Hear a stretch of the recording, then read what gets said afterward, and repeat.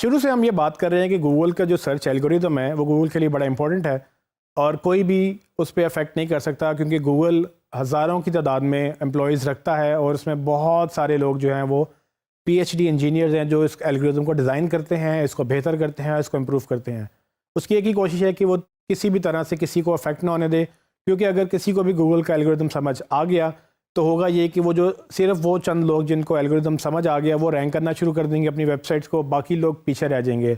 इस तरह से गूगल का जो सर्च इंजन है वो यूज़र्स के लिए एक न्यूट्रल सर्च इंजन नहीं रहेगा, क्योंकि कुछ ख़ास किस्म की वेबसाइट्स रैंक करना शुरू कर देंगी और बाकी जो एक्चुअल वेबसाइट्स हैं, जो एक्चुअल डेटा है वो नीचे दबना शुरू हो जाएगा।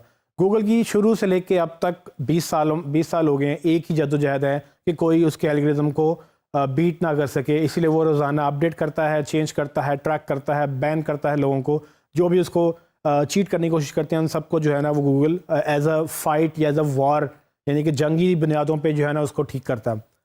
अब लिंक बिल्डिंग एक ऐसी चीज़ है जो गूगल पे डायरेक्टली अफेक्ट हो सकती है।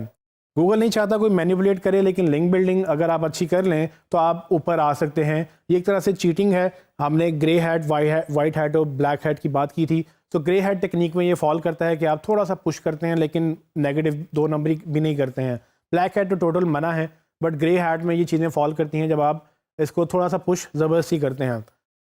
आपने ये चीज़ ध्यान में रखनी है कि जब भी आप लिंक बनाएं तो उसको नेचुरल रखें।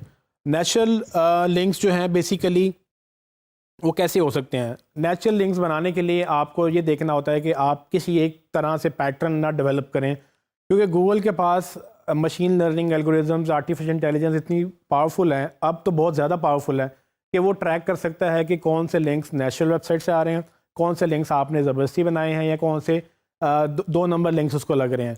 तो वो जब एक्टिविटी ट्रैक करता है, पैटर्न ट्रैक करता है, आपको पता भी नहीं होता और वो आपको पेनल्टी डाल देता है या पेनलाइज करके आपकी रैंकिंग ड्रॉप कर देता है। कुछ टेक्निक्स में आपको बताने लगा हूँ कि किस तरह से आप अपने आप को नेचुरल रख सकते हैं। आप थोड़ा सा पुश कर रहे हैं, आप थोड़ी सी लिंक बिल्डिंग कर रहे हैं, जो कि गूगल वैसे ही मना करता है क्योंकि उसको लगता है कि आप उसके एल्गोरिदम पे मैनिपुलेट करने की कोशिश कर रहे हैं। लेकिन फिर भी एसईओ में लिंक बिल्डिंग बहुत ज़रूरी है और लिंक बिल्डिंग आपको करते रहना चाहिए। लेकिन एथिकल लिंक बिल्डिंग में कोई मसला नहीं है अगर आपको पता हो कि एथिकल लिंक बिल्डिंग या एक नंबर लिंक बिल्डिंग क्या होती है। एथिकल लिंक बिल्डिंग के लिए आपको मेक श्योर ये करना है कि आप अपने लिंक्स को डाइवर्सिफाई करें। डाइवर्सिफाई का मतलब यह है कि आप सिर्फ एक जगह से एक ही तरीके से एक ही तरह से लिंक्स लेते रहेंगे तो वो आपको पैटर्न ट्रैक हो जाएगा, गूगल उसको पकड़ के आपको बैन कर देगा। आप डाइवर्सिफाई मुख्तलिफ तरह से कर सकते हैं। फॉर एग्जांपल, आप मिक्स करें इंटरनल को और एक्सटर्नल लिंक्स को। मतलब यह कि आप जब लिंक कर रहे हो एक पेज से दूसरे पेज के ऊपर, तो सिर्फ ऐसा ना हो कि आप सिर्फ अपने एक्सटर्नल वेबसाइट पे लिंक से फोकस कर रहे हैं और इंटरनल लिंक आपका बिल्कुल ठीक नहीं है। आप अपने इंटरनल लिंक्स भी डेवलप करें। आप एक पेज से दूसरे पेज पे लिंक करें, कॉन्टेक्चुअल लिंक बनाएं। ये हमने वेबसाइट स्ट्रक्चर में और दूसरे टॉपिक्स में हमने जिक्र किया कि कैसे आप एक दूसरे पेजेस को लिंक कर सकते हैं। Google link to link travel करता है। अगर आप सर्विसेज की बात कर रहे हैं तो आप जैसे अबाउट पेज पे जाएंगे तो वहाँ सर्विसेज की बात आई है तो आप वहाँ से वापस सर्विसेज पेज को लिंक करें। अगर आप सर्विसेज पेज पे सिंगल सर्विसेज की बात कर रहे हैं तो आप वहाँ पर उनको लिंक करें। इससे गूगल को पता चलता है कि ये पर्टिकुलर पेज एक सर्टेन कीवर्ड के अगेंस्ट लिंक बार बार हो रहा है, चाहे वो वेबसाइट के अंदर ही है या वो वेबसाइट के बाहर है। तो अगर आप बाहर से एक्सटर्नल लिंक्स, आप इनबाउंड एक्सटर्नल लिंक्स ले रहे हैं तो होगा क्या कि जब आप इनबाउंड लिंक्स लेते हैं दूसरी वेबसाइट से तो आप उन्हीं कीवर्ड्स को यूज़ करते हैं। लेकिन ये ध्यान में रखिएगा कि ये मिक्स करें। अगर आप एक साइड पे रुझान रखेंगे तो गूगल उसको पकड़ लेगा। गूगल को लगेगा कि सिर्फ आपका एक ही तरफ रुझान है, जो कि आप इनबाउंड लिंक्स लेते जा रहे हो, अपने आप लिंक्स बना नहीं रहे हो। दूसरा जो ट्रिक है वो फॉलो और नो फॉलो के लिंक्स को इकट्ठे मतलब बनाना या स्प्रेड आउट करना अपने लिंक्स को फॉलो और नो फॉलो में। हमने जिक्र किया था कि फॉलो लिंक्स मतलब ये कि ऐसे लिंक्स जो गूगल फॉलो कर सकता है, इसको डू फॉलो भी बोलते हैं, लेकिन इन एसेंस इसकी कोई एग्जिस्टेंस नहीं है। अगर एक लिंक बना हुआ है तो वो by default follow he link होता है जब तक कि आप उसको नो फॉलो ना करें। नो फॉलो का हमने जिक्र किया था कि नो फॉलो में आप एक नो फॉलो की कमांड डालते हैं और नो फॉलो आप robots.txt से भी आप नो फॉलो कर सकते हैं, जो कि हमने पहले robot.txt में पढ़ी थी कि अगर आप गूगल को ब्लॉक कर सकते हैं कि सर्टेन आपने यूआरएल फॉलो नहीं करने। तो एनीवेज, आप जब भी लिंक बिल्डिंग कर रहे हो आपको पता भी हो कि अगर फॉर एग्जांपल एक लिंक आपको मिल रहा है लेकिन वो फॉलो नहीं है, वहाँ पर आपका नो फॉलो लिंक लगेगा। लेकिन अगर आपको लिंक मिल रहा है तो आप उसको ले लें, क्योंकि गूगल ये देखेगा कि हाँ लिंक्स आपके नो फॉलो भी हैं और फॉलो भी हैं। आपको नो फॉलो का क्रेडिट नहीं मिलेगा, आपको उसके रैंकिंग भी नहीं आपकी अप होगी, लेकिन एटलीस्ट गूगल को ये नहीं लगेगा कि आप सिर्फ फॉलो लिंक्स के पीछे भाग रहे हो।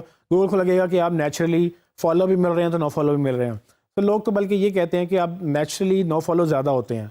फॉर एग्जांपल अगर आपने 100 लिंक्स लिए हैं, उसमें से अगर आपके 30 फॉलो लिंक्स हैं तो 70 आपके नो फॉलो होने चाहिए। कम से कम 70-80% लिंक्स आप नो फॉलो रखें, ताकि गूगल को लगे कि ये एक्चुअली नेचुरल बिहेवियर है, ये जानबूझ के सिर्फ फॉलो लिंक्स को फॉलो नहीं कर रहा, ये बल्कि जहाँ से भी लिंक मिलते हैं वहाँ से ले लेता है, चाहे वो फॉलो है चाहे नो फॉलो है, हमें परवाह नहीं है। गूगल को जब तक ये एहसास नहीं होगा, गूगल समझेगा कि आप उसके साथ चीटिंग करने की कोशिश कर रहे हैं। तीसरा एक और ट्रिक है कि आप सिर्फ अथॉरिटी वेबसाइट के पीछे ना जाएं। अगर आपको लगता है कि एक ऐसी थोड़ी सी लो अथॉरिटी वेबसाइट है, स्पैम वेबसाइट नहीं होनी चाहिए, बट अगर लो अथॉरिटी है फिर भी अगर लिंक आपको जेन्युइन मिल रहा है, अच्छा लिंक मिल रहा है, आप ले लें। आप वेबसाइट अगर बहुत ज़्यादा क्वालिफाइड नहीं भी है, लिंक तो है, एटलीस्ट गूगल को ये पता होगा कि ये सिर्फ एक ही तरह की वेबसाइट से लिंक नहीं लेते, ये बल्कि जहाँ से भी मिलता है वहाँ से लेते हैं, और हमें कोई भी लिंक कर सकता है, चाहे वो छोटी वेबसाइट है चाहे बड़ी वेबसाइट है। तो आप सिर्फ अमेज़ॉन, एप्पल या दूसरी बड़ी बड़ी वेबसाइट के पीछे मत जाएं कि भाई आपको किस तरह से वहाँ से लिंक्स मिले। वैसे तो वहाँ से लिंक शायद मिलना मुश्किल भी हैं, लेकिन आपको एग्जांपल देने के लिए कि इतनी बड़ी वेबसाइट से लिंक लेना एक तो आसान नहीं है, और सिर्फ उनसे लिंक्स लेना मे भी आपके लिए प्रॉब्लमेटिक हो जाए। आप जब डाइवर्सिफाई करेंगे मुख्तलिफ लिंक्स कैटेगरीज में, वो चाहे लो क्वालिटी हो और हाई क्वालिटी हो, थोड़े से डिफरेंट कैटेगरीज की वेबसाइट से लिंक्स लेंगे, गूगल समझेगा कि नेचुरल बिहेवियर है, जहाँ जहाँ से लिंक मिल रहे हैं वहाँ से आ रहे हैं, खुद ब खुद आ रहे हैं, हम उसमें कोई रोल प्ले नहीं कर रहे हैं। एक आखिरी ट्रिक जो है वो आप फॉर एग्जांपल ये कि आप अपनी एक्टिविटीज़ भी जो है ना वो भी डाइवर्सिफाई करें। अगर आप खुद से लिंक्स बना रहे हैं, अगर आप सिर्फ सोशल मीडिया वेबसाइट पे सिर्फ प्रेस रिलीज या सिर्फ कोई एक एक्टिविटी कर रहे हैं, वो भी आपके लिए नुकसानदेह हो सकती है। आप अगर एक दिन आपने प्रेस रिलीज किया है तो अगले दिन आप यूट्यूब पर लिंक बना लें, उससे अगले दिन आप विकीपीडिया पे बना लें, उससे अगले दिन आप डिफ्रेंशिएट करें। तो आप रोज़ाना एक ही तरह की डायरेक्टरीज पे काम करते रहेंगे तो वो भी एक नेचुरल बिहेवियर में फॉल नहीं करता। गूगल समझेगा कि आप जानबूझकर लिंक्स को बढ़ाने की कोशिश कर रहे हैं, जो कि एग्जैक्टली उसको चैलेंज करने वाली बात है। आप गूगल को चैलेंज करेंगे, वो आपको चैलेंज करेगा और वो विन करेगा, क्योंकि उसके पास हज़ारों की तादाद में एम्प्लॉयज़ हैं जो सिर्फ इस सर्च इंजन के एल्गोरिथम को बेहतर कर रहे हैं। हमने सिर्फ यूज़ करना है, हमें बहुत सारी बातों का नहीं पता, और हम बजाय इसके गूगल से फ़ाइट करें, हम गूगल को अडॉप्ट करें तो हमारी एसईओ ज़्यादा बेहतर हो जाएगी।